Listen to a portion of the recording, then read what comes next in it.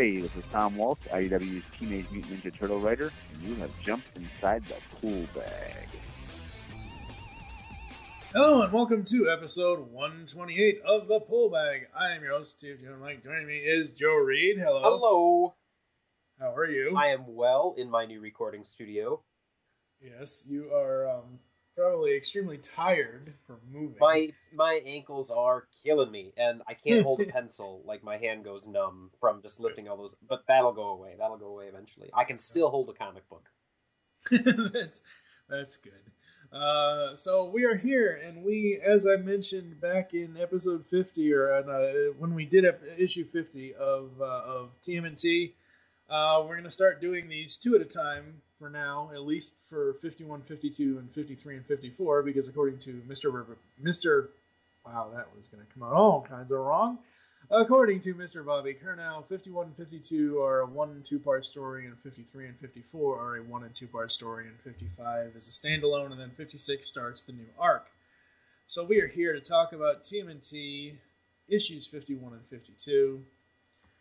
Oh, that cover.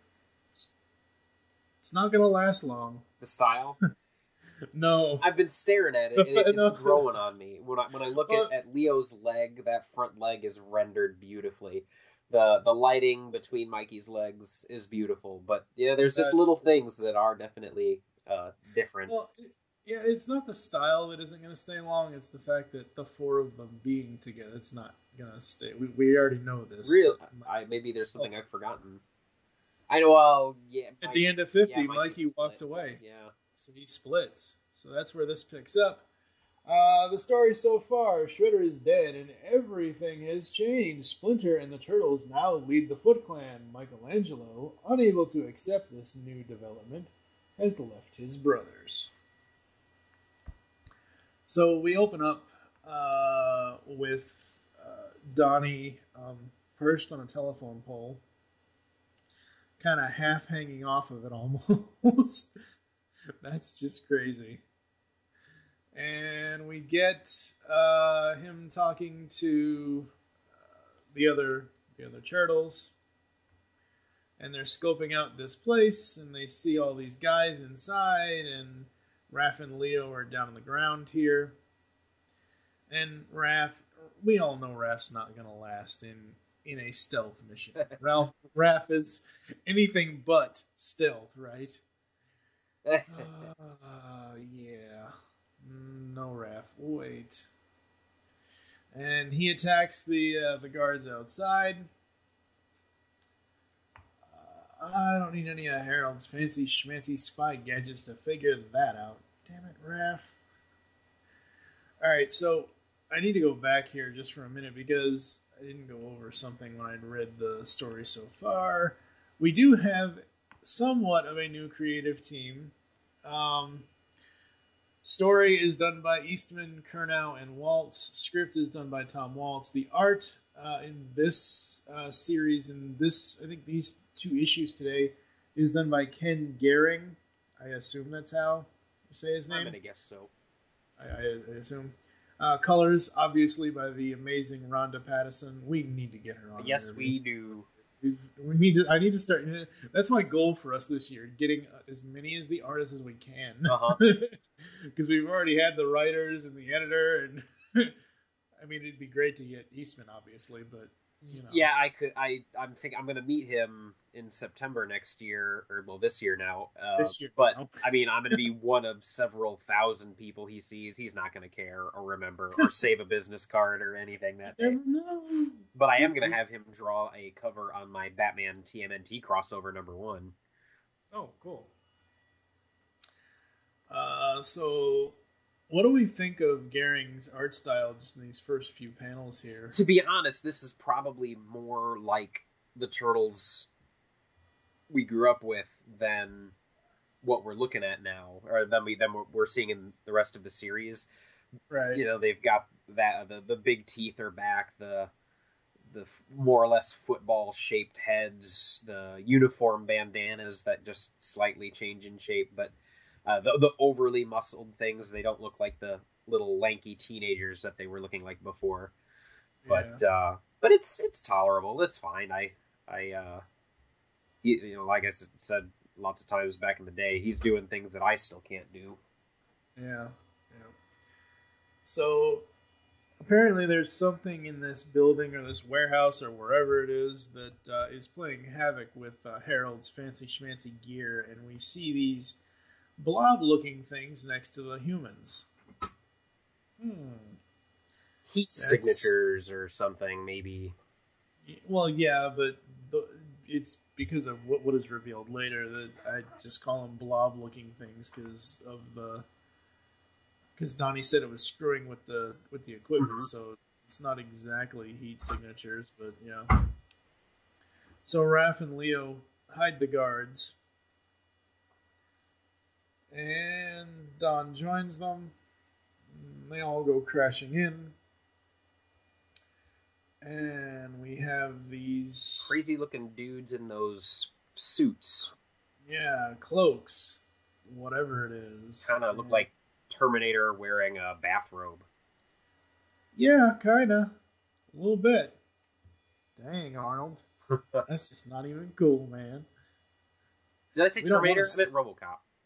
Oh. RoboCop. Okay, well. Because the red line across the visor. Yeah. Oh, yeah. Yeah, that's better. Yeah, I was going to say, wait a second. Wrong geek reference. I'm sorry. So we got Raph, Don, and Leo taking these guys down, and this is when the Turtles and the Foot combine. Now, what do you think of this development, first of all? Because I don't know, because we didn't really talk, I don't remember if we talked too much about them taking over the FootClan at the end of 50, because it was when Splinter was, he was promoted to Junin, or Jonin, whatever it's called. I don't know, whatever. What do you think of the story idea of the Foot and the Turtles working together? It's really fascinating. I mean, I had just read 50 and then read this, and that Foot attack is I forgot, or I wasn't thinking that was going to happen. But right. The interesting thing about that is that this is a very natural thing to happen. Splinter, who was a member of the FootClan at one point, kills Shredder. It's natural that he would lead them, and I'm really surprised that this hasn't happened in any other iteration. I mean, maybe I haven't read the Image series, but I know there's a picture of Raph wearing Shredder's armor, looking like he's in charge of things. But this is the first kind of not bonkers iteration of the Turtles where they're in charge, and it's a natural thing to happen. And because of this and Mikey leaving, I'm really actually kind of surprised that Mikey would react that quickly to it. It almost seems to me like he doesn't have faith in Master Splinter and his dad to run the FootClan without murdering everybody. It's like he's afraid Splinter's going to become the Shredder or something. So I don't know if I buy his leaving yet. But we'll see what happens when he comes back. Yeah, I think the thing with Mikey's leaving is that the whole point of they've been going on for us. They've been going on this long battle with Shredder for 4 or 5 years now. So I think Mikey wanted an outcome where the Turtles just instead of embracing the FootClan and trying to make the FootClan what it used to be before Saki corrupted it, I think he just wanted everything to everybody just go their own way as far as the Turtles have saved the day, the FootClan is no longer needed, and whatever else. But I mean, I enjoy this. I think it's really cool. Yeah, it's neat to see how Splinter is going to use them, because they're becoming a tool of his that he can do to kind of make things the way he wants them. I don't know what his ultimate goal is yet. Are they a crime fighting conglomerate now, or are they going to start taking jobs? Yeah, I don't I don't know. I'm not sure how he's going to start to use them. So we get a scene with Raph and Don. Hey Don, guess what? What? I ain't bored anymore.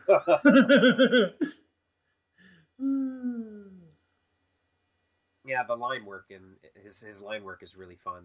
I enjoy. Yeah, I mean, bold outlines, bold darks. Yep. And the I almost expect a poof or a bamf or something to be on the little thing that shows Raphael kicking the guy, the little yellow exclamation mark there showing that he's kicking. I almost expect some sort of Batman 66 thing to show up there. So the two main guys that are in the cloak things here are talking to each other, and basically they're ready to get out of Dodge.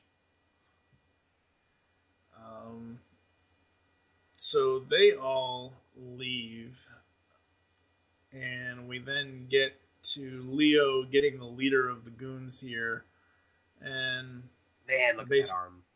Yeah, look at god, there's just so many ripples in it. You know, right there, he almost looks like movie Leo. Mm-hmm. As far not his physical, just look at the shin, not the shin, the elbow pad. It's not as dark as what they had in the movie, but it's close. So Leo tells the Foot to stand down, and we see this Freddy Krueger looking chick. Oh, she's one of the Foot ninjas, one of the elite guard. Well, no, the elite guard are completely different. She's FootClan, isn't she? Yeah, she is, but I don't know if she's full on, because the elite guard are the guys in the hats. Yeah, those are the big honor guard. I wish I knew their titles, but we'll get into it. So Leo doesn't really get anything out of this guy, and basically tells him, "You just need to stop right here and now tonight. You know, this is just a small contingent of what the Foot can bring to bear against its enemies. Just imagine what an entire army of us will do if you disobey." Man, Leo's going a bit dark there. It's theatrics. Yeah. I hope he's just putting it on. Yeah. And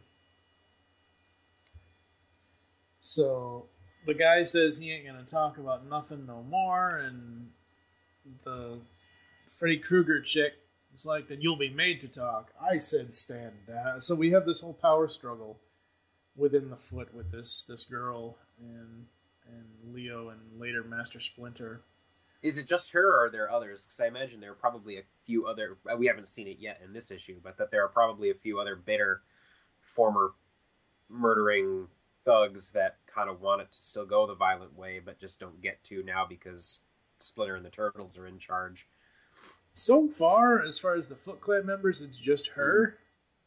Now, we do get to stuff with Kitsune, and that's a whole... Why is she not long gone? I can't believe they're keeping her around. I know. So we get to...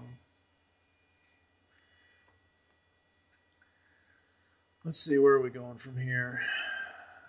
The Turtles are discussing the direction that the FootClan is going. Yeah. Is this what we really want to be? But hey, it's what Splinter tells us to do, so we're going to do it. So Donnie's going over to Harold's for a bit, and Raph has some stuff of his own to do, and so they basically all split up.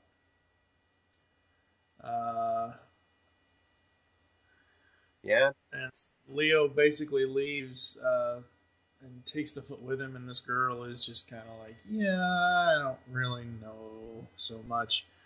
And we get monologue from Splinter while he's, "Hey, look, it's your helmet, dude. To match your gauntlet." I have a wood shop now. I can do that. If I did a helmet, it would look like the movie helmet. Well, yeah. I mean, the movie helmet is the best helmet, so yeah. So we get Splinter's internal monologue here about talking about how, you know, he had hoped the destruction of his ancient enemy would long last allow for these things to enter my life. Instead, his death has only brought more confusion, more chaos. And I'm sorry, Ken Garing. No, but Splinter's hard, man. I'm sorry, Ken Garing. So far, I've really enjoyed your art, but he looks like a dog. I like that first panel of him holding the helmet. He kind of had the neck that stayed vertical. It kind of goes down into his cloak. Yeah, I mean, that's a little more kind of mouse guard shape face, and the bump over the nose. But yeah, Splinter is he's a rotten hard thing to draw. Yep. And, Bludgeon and Koya there. I didn't notice. I thought they had a split. Nope, Bludgeon and Koya. So we got Bludgeon and Koya here. We got Karai, which I think at the end of this issue is when she goes to Japan. And then regular foot soldiers, Kitsune's watching from afar. And then we get the Lumberjack. I'm sorry, Bebop and Rocksteady. That's what's going to be interesting for me in this, folks, in this next, these next few stories and this whole arc of Splinter running the FootClan is how, if at all, he's going to use Bludgeon, Koya, Bebop, and Rocksteady. Well, I think the panel they're talking about the loyalties who died with the Shredder. I don't think they're coming back. I think they're gone. Yeah. As far as not gonna be siding with Splinter. And then we get to a fallen nunchuck. Has driven away the one bright light that shone unceasingly through so much darkness. And it's like, damn it, you writers. You're not going to make me cry again, jerks. And, yeah, I figured they would have gotten rid of a throne. Like, Splinter doesn't seem like the kind of guy that would want to sit on a throne. Mm-hmm. But he's there sitting on the throne. I wonder if that's a writing decision or an artist decision. I'm not sure, because I know Saki had a throne. Yeah, with the arrogance, yeah. Yeah, he's had a throne throughout the whole thing. Why is he keeping that helmet? Throw that in a dumpster and have Casey Jones pull the lever on it. Oops!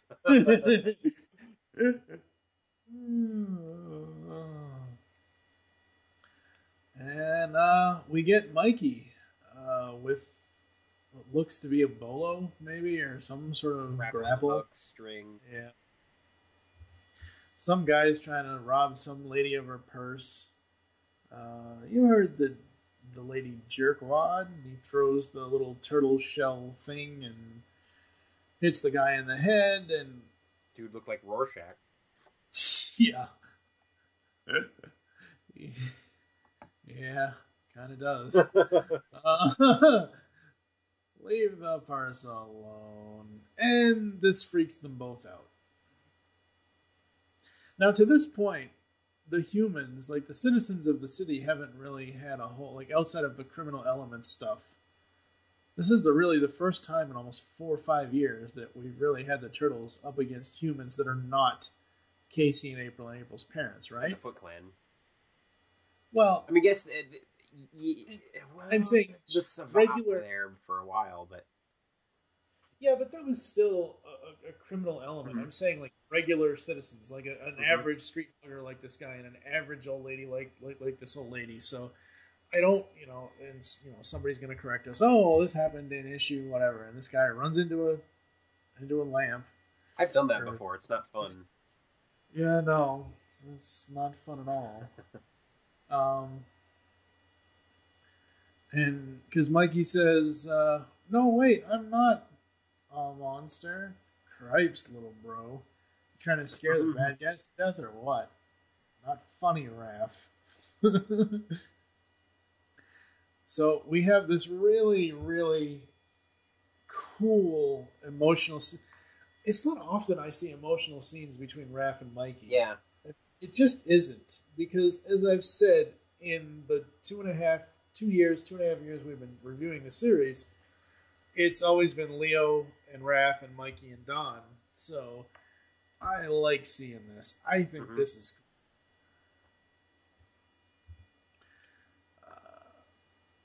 I like that illustration of Mikey with the pupils. Yeah. He's this artist is more, what's his name? Ken Garing. Ken Garing is more more about the cross hatching and the line work than a lot of the other artists. There were more shape and form. There's some nice line stuff going on with this guy. Oh yeah. And you know, Mikey's like, as long as Father's still in charge of the foot, he just can't go back. That's all. I love this exchange. Yeah, like I love this. I could make you come back, you know. Yeah, you could try. I just love that. Now you look at these two. You look at Raph and Mikey in this exchange that we've had over this part of the issue, and Mikey isn't dressed up in a disguise. He's being himself, and I'm wondering if that's going to change at all. Because all the other well, especially Raph always goes out in the trench coat, and well, not in this case, it's not a fedora, it's a ball cap. But I really wish next time you have Raph in the trench coat, fedora on him, please, come on. Where did they come up with this Stuff. The line here with Mikey saying you could try, that's a new Mikey too. I mean, this continuity has really portrayed Mikey as the youngest, the smallest, the most fun-loving. But you know, that's almost a threat. Like, you could try, and knowing where Raph's skill level is compared to Mikey, just because of the age difference that happened in this is interesting. Yeah. What Mikey's going through, that he would decide to say that. I think with Mikey, he's grown up so much since the first issue, since the first arc, since City Fall, since all this stuff. And as we've said multiple times, he's not just the party doing this. He's not just the fun. I mean, yes, he still is the bright light when it comes to Turtle. Because, you know, when I asked Bobby, when we were talking to him in that second interview, I said, you know, we had stuff happen to Raph, we had stuff happen to Leo, that all, you know, stuff happened to Don. I mean, Don nearly died. Well, he did for a while, but, you know, we've had all this traumatic stuff, and that's when I asked him, I said, you know, what is something ever going to happen to Mikey? It seems like Mikey is impervious to anything not good happening to him, and that's where they're leading us. Whatever's going to happen. I mean,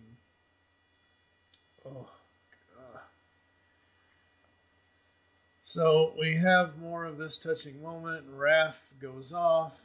You know, that dude's not wrong. Just might not be the right home he's thinking of. And all of a sudden, enter Mondo Gecko. And then we have a stranger amongst us. Winter. Yeah, this secret agent-looking guy named Winter. And he's talking to something. I don't know. I think that's where the 54 is going to come in there. Or 555. That's the next arc starting. 56 is the next. 54. 55 is the standalone. And then 56 is the beginning of the Leatherhead arc. So we then go back to April, who surprisingly looks fairly good with short hair here, unlike in previous issues. She is bringing Kitsune breakfast, lunch, whatever.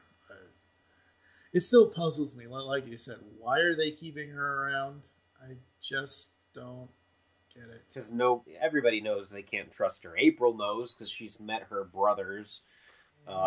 Splitter knows because he's just attuned to that sort of thing.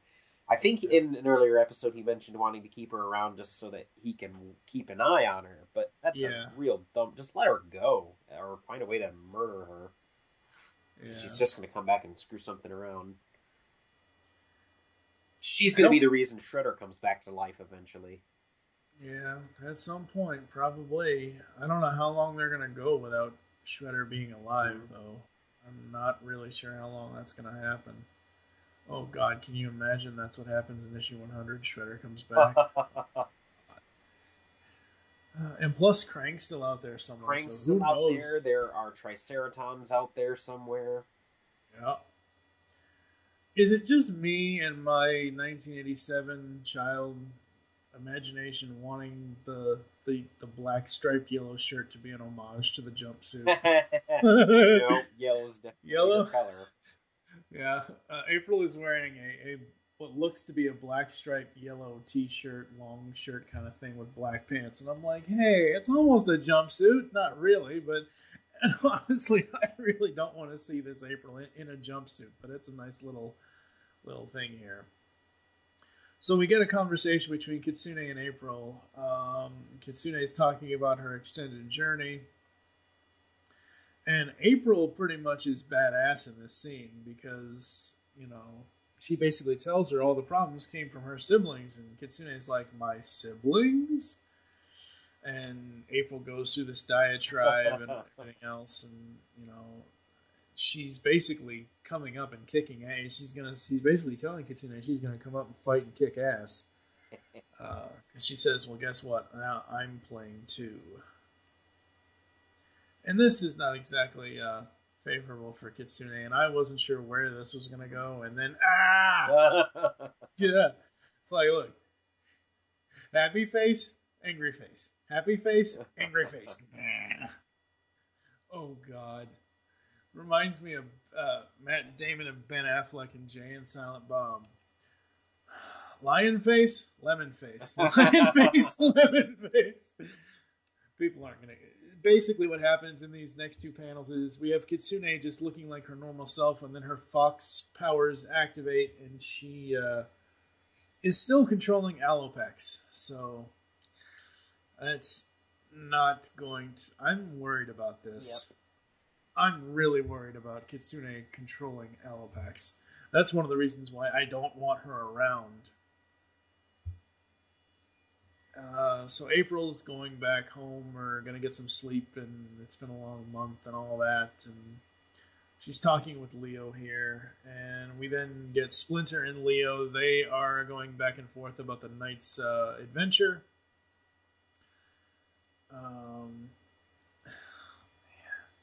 I'm really not trying to groan every time I see Splinter, but it's really hard, folks. I'm sorry. It's my one complaint about the new artist is it just gives me... He almost looks like a goat in this panel. Yeah. I can't... When we do interview these artists, I think one of our questions will be exactly how hard is Splinter to draw? Or exactly how much do you hate having to draw Splinter? By golly. By golly, it is just so hard. Okay, so we then go... So we figure out, where Raph went. Raph went to see Mikey. Leo obviously went back to the FootClan lair or whatever else and all that. And we then get back to Harold's lab. Metalhead Mark II, very nice. Yay! And I like this. More like Metalhead, mark it off the list of things you can touch. You have a bad habit of breaking these things, even when you were one of them. Yeah, well, sometimes a disembodied ninja's got to do what a disembodied ninja's got to do, No. No, yeah. So Donnie's back with Harold, and he tells him about the encounter with the cloaks. And this brings Harold to a full enrage, because apparently this is something that he used to create or was a part of. He's like, come across it? I damned well helped invent it. So he is part of the invention of the cloaks. And he says something about a female partner that didn't really work out, and I love how Donnie is just so stunned. Your ex-partner, was a woman. Like Harold could never work with women. I mean, we've already seen how he works with Angel. What I'm liking about 51 is they're touching on every aspect of everything we've seen before. I mean, the story progression here is great because they're moving everything forward. But this entire issue, we get to see all four turtles and whatever they're doing.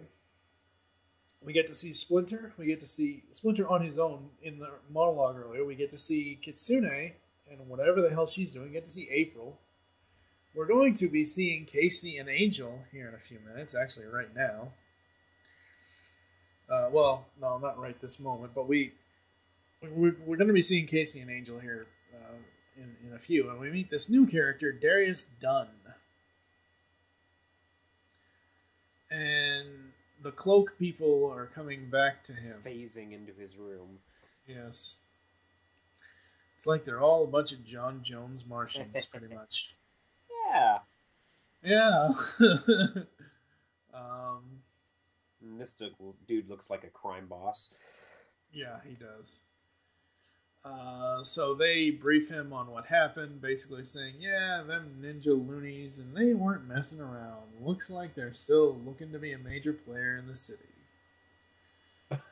And then, wrong. The FootClan has never been weaker. Who? Of course. Oh, yeah. This Breaker Wolverine Girl. claws. Yeah. Oh my god, it's Lady Deathstrike. Yeah. I just now finally realized it. Yeah, it's Lady Deathstrike. And this is how issue 51 ends, with Lady Deathstrike basically saying that, and this must be remedied, that the foot is weakened. And then we have the ninja notes and all that other good stuff. I felt this issue was damn good because you have so much going on. You really, really do. As I said, you've got every character, every major character that has been in the series to this point doing something, working on something, whether it's Donnie and Harold, whether it's Leo and Splinter and all that stuff. And it's an issue about relationships between all of those things too, and how people are coming to terms with them. So that's absolutely. fascinating. And like a lot of issues, I like this more going through it a second time. When I read this in the car, I was like, meh, get back to the real story. But no, this is the real story, and it's good. I mean, with where 50 left off, this is now the. See, that's the thing. It's like, we've throughout our time doing this, I don't think we've ever really been able to predict where this series is going. Okay, yeah, we can generalize and say, oh well, they've got to go to Northampton, they've got to go to Dimension X. I don't know if they're ever going to get the neutrinos, and we had the Krang 3-part Utrom Empire, whatever. But I'm saying, like the Turtles, it's like the Turtles themselves. They got to go to Northampton. They got to go back to New York. They got to go to Burnell Island. They got to go to wherever. They got to, So I mean, we can always kind of predict what we never have been able to predict what's going to happen in the story, and that's a really cool thing because it keeps this series fresh, not knowing what the hell is going to happen. It's a marvel to me that this series has remained so fresh when they are sticking so close to so many other beats in other versions of the Turtles, and that's an impressive dance. I mean, even the 2012 animated series, there are beats, but they're ever so slightly more predictable than this. That one's more about homage. This is more about taking it and building on it.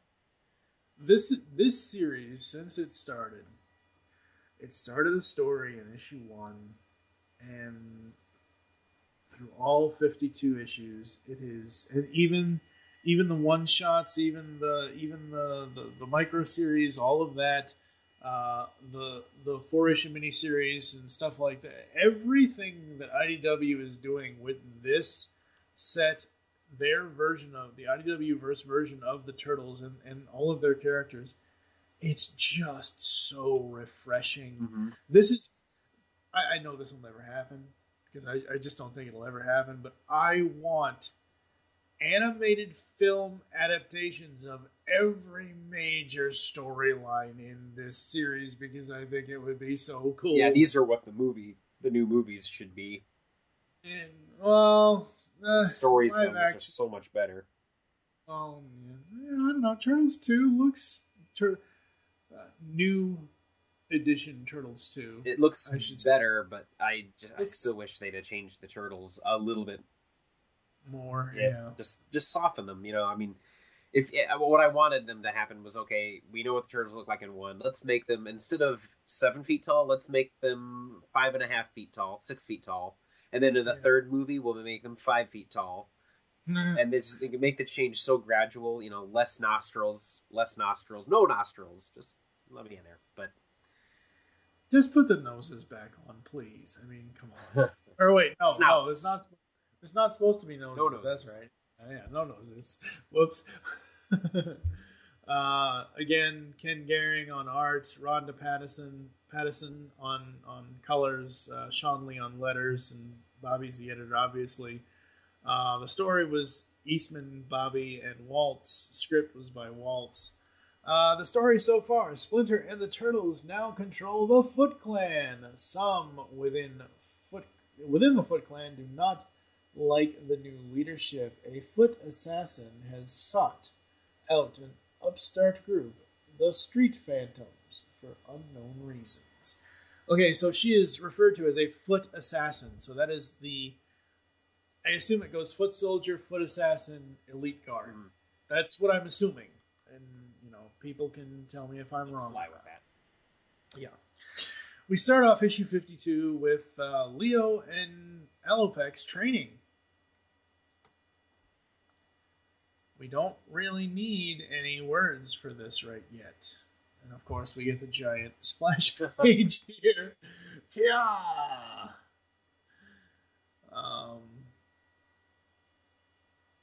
Oh, I love that. I wish that was a giant splash page instead of 2 panels. Folks, there's the giant splash page where kids... Christ, I almost called her kids. Alopex attacks Leo, and then they have this kind of like standoff stare-down thing. I wish that was a full splash page instead of 2 panels, because that would have looked amazing. So, we've got them training, because they're going to be training more Foot Ninja. What do you think of this opening to 52 of the training and all that? I didn't expect.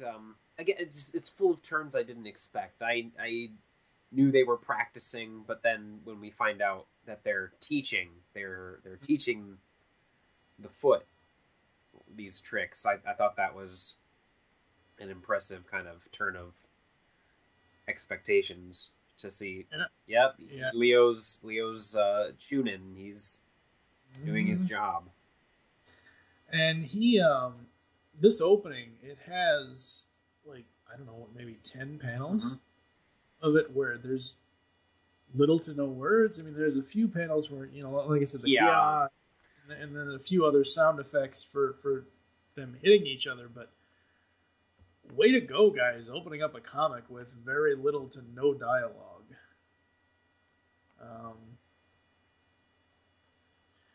So they are training the foot.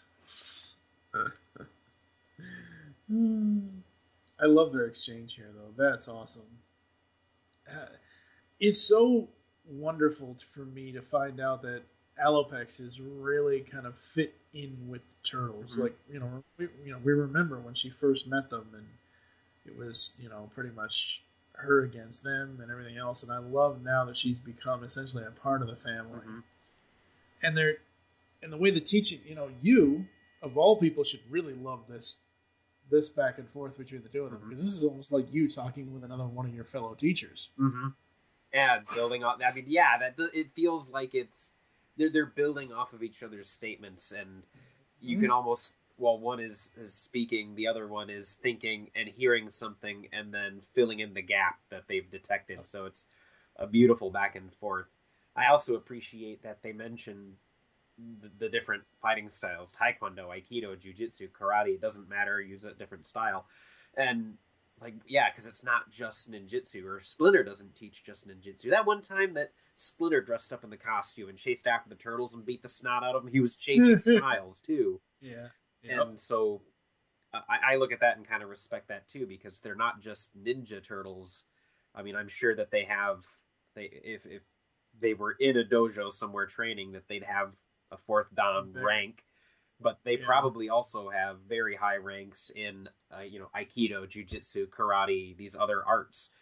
Even Splinter knows Savate. He knows the French one. Yeah. I don't know where he learned that, because that martial art didn't exist back in 16th century Japan. That must have been something he picked up after he was mutated. Who knows? I'll allow it. I'll pretend I didn't think that hard about a comic book.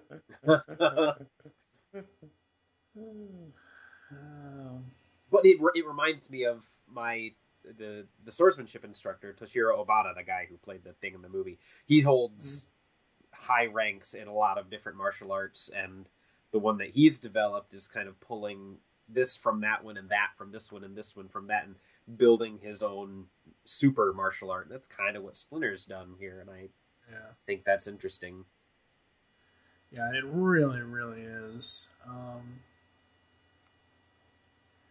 And Leo goes and says, Alopex, I keep wanting to call her Kitsune.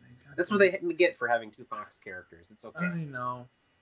So here we are again, training Junior Foot Ninja. Did you ever think you'd find yourself back? No, especially not like this. One way or another, I figure the gauntlet would be the end of my family's involvement with the foot. You and everybody, Leo. Man, was I wrong.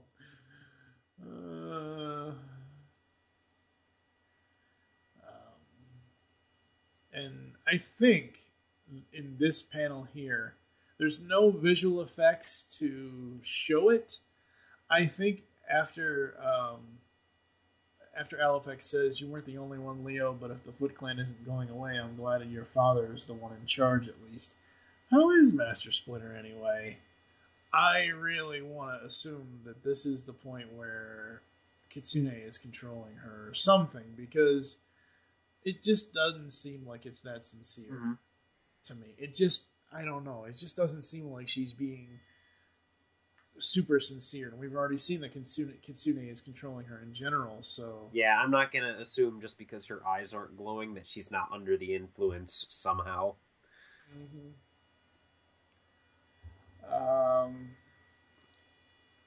So we get to, let's see, we get more, we get them watching the fighting, and here, I mentioned earlier in issue 51 that we were going to get to Casey. It's these two issues, issue 51 and 52, I meant to say, is between the two, we see everybody.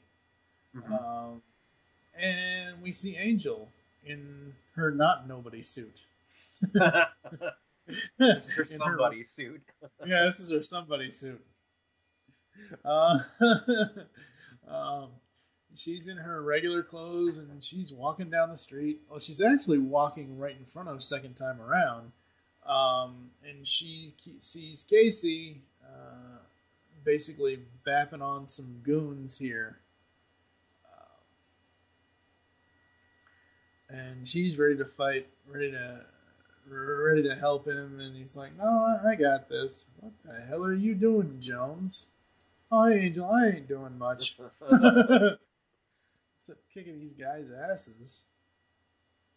Why does he have a broken heart tattoo on it? It's just there's all kinds of wrong to go along with that, folks. But Casey's just doing a little community service. No biggie. And they have a really not rushed, but they have a really constrained back and forth, because Casey's on this kind of full-on vigilante thing where he's going to stop the crime before it starts. And that's the Casey I know and love. Yeah, she is like, oh, your hood, I get it. The hood that belongs to you. Yeah, that don't sound too pompous at all. She's trying to get him to kind of calm down here.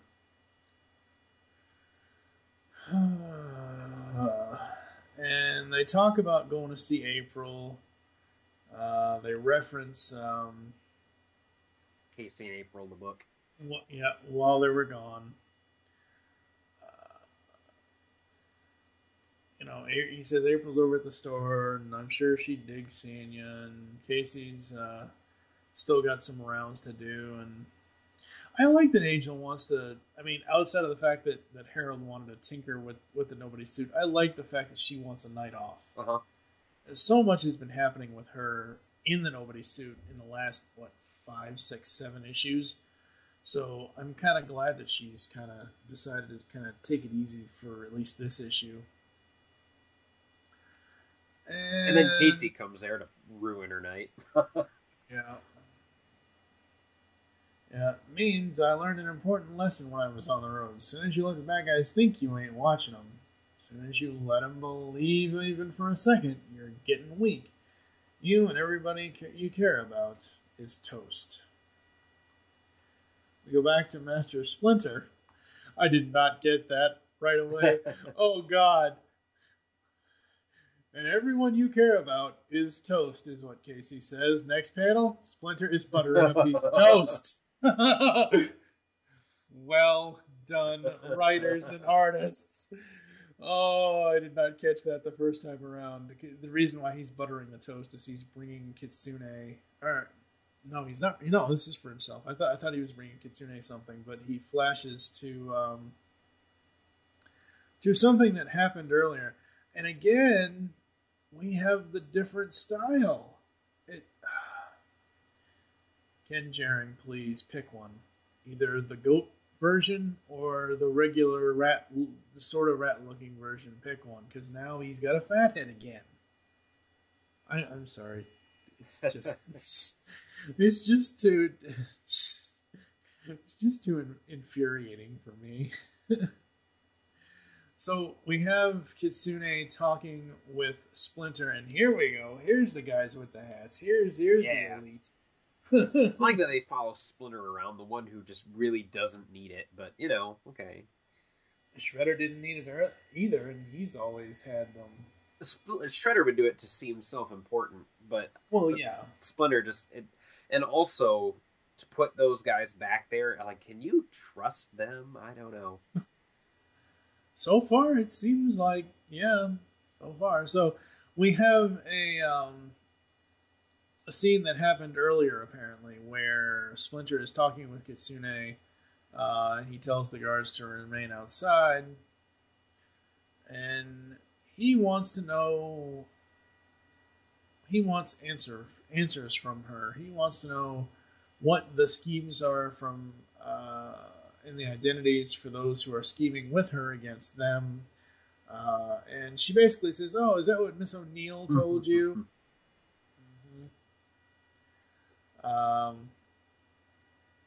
And we have, we have the reel of, her siblings, to be precise, and we have a little orange, yellowish glow in her eye.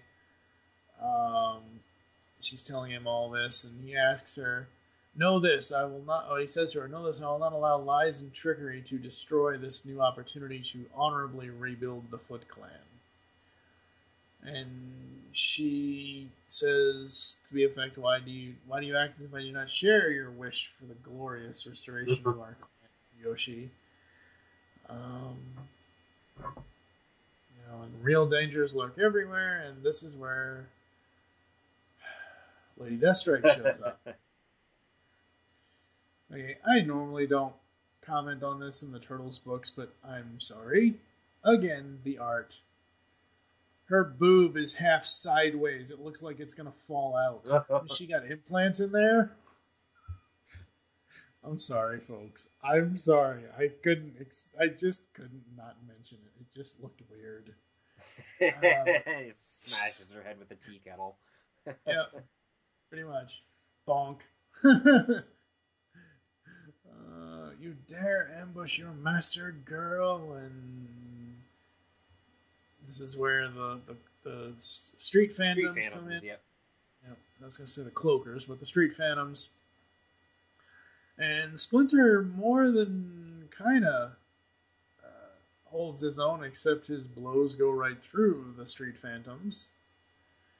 And I love this little battle here, because it's not often we see Splinter getting toasted. And the elite are gonna come in to stop the assassins, and a Deathstrike girl says, Jammer, handle the Elite. And we then have her against the Rat. And we have more battle here. And all the while, I'm wondering, where the hell is Leo? Where the hell is Raph? Like, I know Raph was out with Mikey. I know Leo was trained. Like, where the hell is Leo and Alopex when this stuff is going on? So, here we go. Here they are, right here. It came from his chambers. Come on, and then more street phantoms come out, and more battle ensues. They need Donnie to figure this out. Yeah, and Lady Deathstrike chick is like, you die today, and they have more of a fight. Alright, so let's look at the motions here with this battle between the two of them. What do you think of the sweeping art choices here? Every time she swings with those claws, I think she must have got him there, but Splinter's doing that, nope, just missed me, as little movement as it takes to get out of the way thing. Yep. And she barely misses him with a kick. And what is that? Is that her? Those are her feet, and it's looking up at him. Oh, okay, that's right, because he knocks her on her ass at one point. And she's basically saying to him that we are ninja, ruthless and remorseless. We do not deal in mercy, we deal in death. And he does say that she is somewhat right, but that's I know that's that wrist grab over the back throw is called Koshinage. I know that throw. Whether that was intentional or not, that's what it was. Please tell me you haven't been thrown like that. I have been thrown like that. But the trick is not hurting yourself when you fall. That's the magic. That's the cool part. Yep. Because let's face it, practicing any kind of martial arts is not as scripted as WWE is.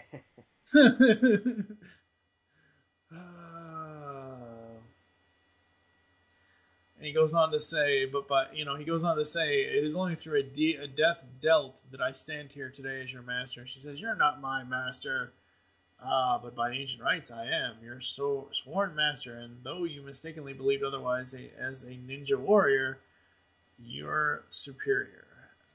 And we go back to Leo and Alopex fighting the street phantoms. Yeah, by rights, he's allowed to kill her now, so that'll be tense moment here as Splinter decides to deal his justice. Or not. Yeah, or not. Leo and Alopex basically get their asses handed to them. And this is where Leo's like, we gotta change things up. And all as I can think of is Catherine Irby from Mighty Ducks 2. When she's filling in for Emilio Estevez because he hasn't shown up yet. And she's like, change it up. And all the hockey players switch places. That's all I can think of here. Turn a disadvantage into an advantage. And he and Alopex kind of get the upper hand on them. Man, those battle lines, so cool. And basically kicks all their asses, including the two head guys, Jammer and Maze, and the street phantoms basically run with their tails between their legs. And Splinter says he's fine, and he has defeated the child, rips off her mask, asks what her name is, and basically says that she needs to be punished, but there's also forgiveness. And he will leave the punishment to Leonardo. Then we get back to Mikey and Mondo. Mikey and Mondo. That's what their miniseries. That's the miniseries. That's the miniseries right there. Okay, so now there's two 4-issue miniseries I want. I don't care how it gets done, but I want 2 separate 4-issue miniseries from IDW from this continuity. Mikey and Mondo. And Raph and Alopex. I haven't figured out a title for Raph and Alopex, but Mikey and Mondo needs to be the title if they ever do a miniseries. Oh god, this is just so awesome. So Mondo is taking Mikey to the Mutanimals, and we see them all. And we see Slash. He's made a surprise party and a cake, and Pete's there with a hat on, and Hobbs kind of smiling, and then we get the infrared guy again. Because he is now Winter, this is Command, sit rep over, and Winter is giving them what's going on. And it ends with, asking, he's asking what he should do, and they're like, still, stand by for further orders, and roger that, standing by.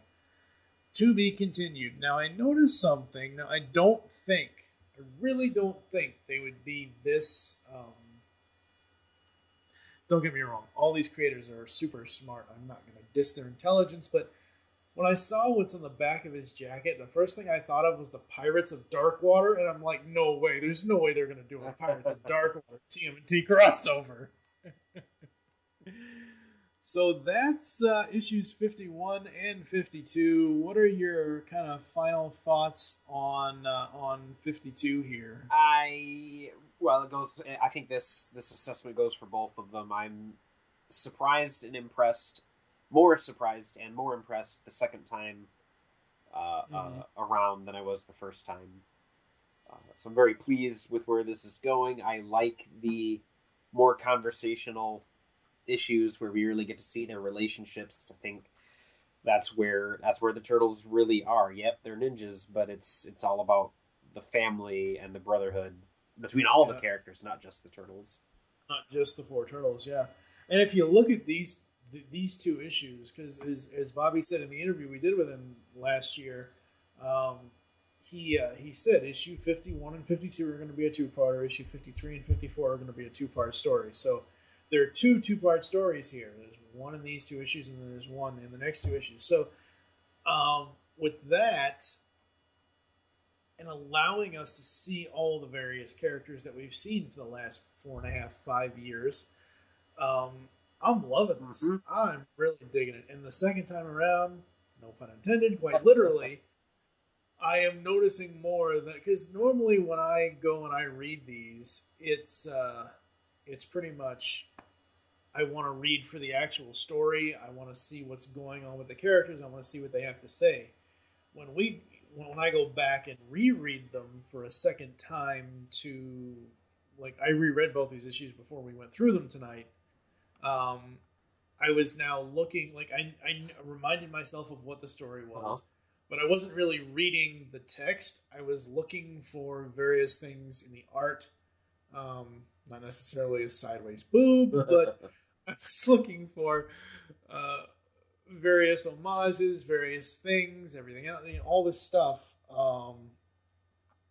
So that was the thing, going back the second time around with it. And man, they're just killing it like always. Rhonda's colors, even with the new art, Rhonda's colors were, as much as it creeps me out seeing Kitsune's half human, half fox face, the brightness to the glowing of her eyes and the effect, oh god, all that color is just so great. I can't wait to talk to her someday. And you know what? We'll never get an interview with her because she's going to be too busy. She just is. She does so much.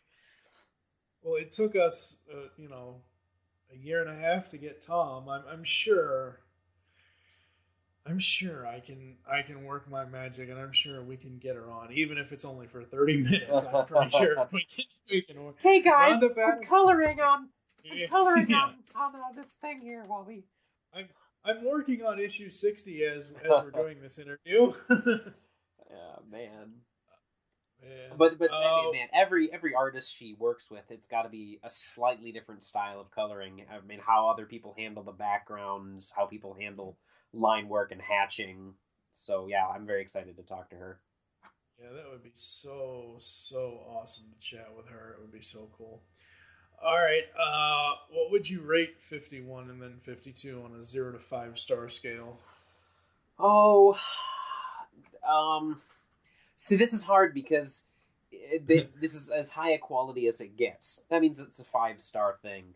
But do you give it 5 stars even though we didn't have that major dramatic moment like a death or somebody coming back or like that heart thumping revelation, because that didn't happen. But this was a perfect story. So let's go 4.5. Yeah, I only because I'm nitpicking, and I know I'm nitpicking. I'm actually gonna go 3.5 on both because it's just some things in the art that just I don't. I know I should be able to just say screw it and get past it, but I just can't. What does it mean when you say you can't get past it? Now, because I will admit too that yeah, Splinter definitely looks funky. That's the main thing. But what does it mean when you can't get by it? Does it jar you out of the story? Because after a panel or two of me assessing like how they did Splinter, then it becomes I ignore it and it's just what it is. See, my problem is Ken Garing is drawing him in two different ways, and he's switching back and forth, back and forth. That's what I can't get past. The constant switching of Splinter's design. If he started out with the fat head in the beginning, and he finished with the fat head at the end here, and didn't have the goat-looking design in the middle of the story between the two issues, it'd be fine. I'd probably give it a 4. But, I mean, it's that constant... This is what I can see if Ken Garing had done the first 10 pages and then another artist did the last 10 pages on both. You know what I mean? Like if they split it up, like it was a different art style, but it's not. It's two completely different designs for Splinter. And that's pretty much the main thing on the art that I just can't. I just can't get past it. I can't remember where I read this, but the thing that all comic artists dread drawing, the two things that comic artists dread drawing are children and dogs. Like there's just something about how they work in comics that they don't work in. But then, you have to kind of toss Splinter in with that. Because I think when the guy right now that's drawing rodents really well would be David Peterson with Mouse Guard. But when he draws Splinter, when he's done him for the one shot, everything he draws looks small because he draws everything on that small scale. That's what his Mouse Guard is, and so his Splinter looks 3 inches tall. But so yeah, it was successful. But that Splinter, and from experience, I can say is impossible to draw. Yeah, and I'm not sitting here, saying, "Oh my God, Ken Garing, I never want to see." I'm not saying I don't ever want to see the guy's art again. I just wish he would have chosen one of the two designs and stuck with it. That's really my overall problem. I think in looking at that, the times that we see the large-headed Splinter with the chin are the profiles, and I don't think that particular design. I think that one's my favorite out of them. It looks better, looks cooler, looks more like a rat. When that turns to 3/4 or it turns to a front view, you can't draw it that way anymore. It loses something in the foreshortening. So, but that's the problem with Splinter. The problem with a rat is that large protruding nose and how it changes as you turn, and it's impossible to draw. I have so much sympathy for those guys. No, and I do too. And I'm not sitting here trying to bash the guy, I know. But that's the one reason. But you have to assess it. That's I mean that's really the one reason why I normally I would give it a 4 or 4.5. I wouldn't give it a full 5. And I don't think at this point, like 50. Obviously, we gave 55s. I mean because 50, it's 50, and it they blew up Metalhead and brought Donnie back. Just whatever, I don't want to relive that. But it's just one of those things where we're just now starting the aftermath of 50. And because of the way that they're structuring the stories, the two-parters, part 1 with 51, part 2 with 52, and then 53 with part 1 and 54 with a part 2, and then 55 is going to be a standalone. So that's why I'm kind of not wanting to just immediately say, "Oh my God, everything is great," because for me, I don't know. For me, it does. Sometimes the art will take me out of a story, and again, it's getting used to a new artist. Like I've never even heard of this guy, Ken Garing. I've never heard of him before, I'm sure I should have done some research on him before we did this, but I wanted to go into this fresh. It's a new artist. It's his take on the Turtles. Let's see what he's going to do. Kind of like what we've done for all the other artists. You know, some we like, some we don't. And I think Santaluco's coming back for the next full arc, for the Leatherhead giving arc. him a vacation. That's one of the reasons why. Yeah, the guy kind of deserves it, don't you think? Oh, yeah. Huh. I've typed. I went looking on the internet for Jim Lawson's Splinter, the guy who's been drawing him for 25 years, and yeah, it looks like a dog. and even somebody who's had that long at it is just, nope, it's a rat, and it's gonna look like a dog because it's got a snout. So sorry, everybody, we're gonna deal with it. Yep. It's just crazy. It's just so crazy. All right, what do you got?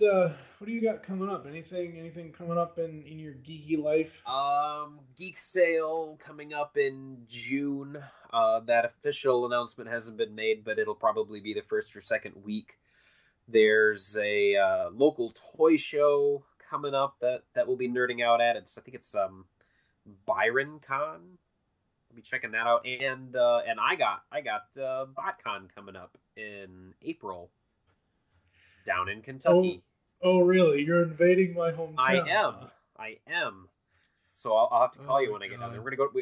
My buddy and I are gonna try to go to Mammoth Cave Wednesday afternoon because I've always wanted to do that. I did that a long ass time ago, 20 years ago. Is it worth seeing? Do you care, or is it just a hole in the ground? As a 13, 14, 15-year-old, it was. It was really cool because, you know, stalactites, stalagmites, all that stuff, and just the formations and everything else. But as an adult, I don't know. I don't think you are, but if you were bringing Oliver, maybe you would have a better experience. But I've seen the thing once in the 20-something years that I've lived in this state, and I've never gone back. It's not that I don't have a desire to or anything like that. I'm just not really sure. But anyway, we'll talk about this later. For us in the pull bag coming up, it's Fiendship is Friendship February. Nicole Beatles Diva Hailstorm is going to be joining me, and we're going to be reviewing a bunch of the IDW My Little Pony comics for the first time ever. Oh, somebody help me, please. So, keep kicking shell, folks, and we will catch you next time. You've just heard the latest episode of The Pull Bag, the GCRN's comic review and discussion podcast. There are several ways to get in touch with us and leave feedback for the show. You can visit the website, GeekCastRadio.com, where you can comment on the episode and all of our different podcasts. You can rate our show on iTunes. Be sure to leave us feedback. Call the voicemail line, 502-526-5821. Please remember to tell us the show you are leaving the message for, and your name. Become a fan of us on Facebook by searching Geekcast Radio Network. Send us an email feedback at geekcastradio.com. Follow us on Twitter at GeekCastRadio. So until next time, make your great escape into comics and unleash the geek in you.